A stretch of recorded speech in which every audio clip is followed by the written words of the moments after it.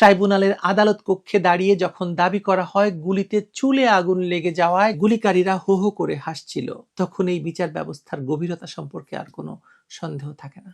পাগলামি আর তামাশার মিশ্রণে তৈরি এই পূর্ব নির্ধারিত ব্যবস্থার মধ্য দিয়ে আমরা হেঁটে এসেছি এবং সেই ধ্বংসাবশেষ এখনো দুর্ভাগ্যজনকভাবে আমাদের বহন করতে হচ্ছে।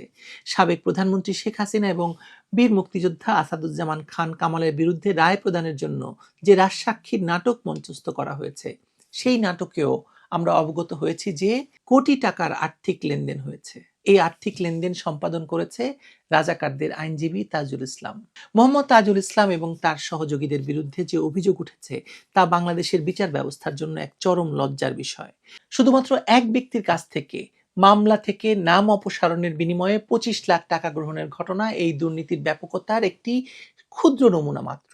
আরও চাঞ্চল্যকর তথ্য প্রকাশিত হয়েছে প্রসিকিউটর মোহাম্মদ সাইমুম রেজা তালুকদারের ফাঁসকৃত অডিও রেকর্ড থেকে। চট্টগ্রামে কলেজ শিক্ষার্থী ওয়াসিম আকরাম হত্যা মামলা থেকে প্রাক্তন এক সংসদ সদস্যকে মুক্ত করে দেওয়ার বিনিময়ে 1 কোটি টাকা ঘুষ দাবির দর কষাকষির ভিডিও এই দুর্নীতির জীবন্ত সাক্ষ্য।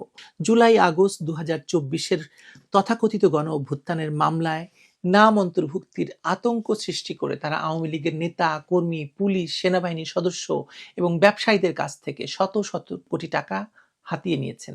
এটি কোনো এককালীন ঘটনা নয়, বরং একটি সুসংগঠিত দুর্নীতির জালের অস্তিত্বের প্রমাণ, যা বাংলাদেশের বিচার ব্যবস্থাকে একদম শেষ করে দিয়েছে।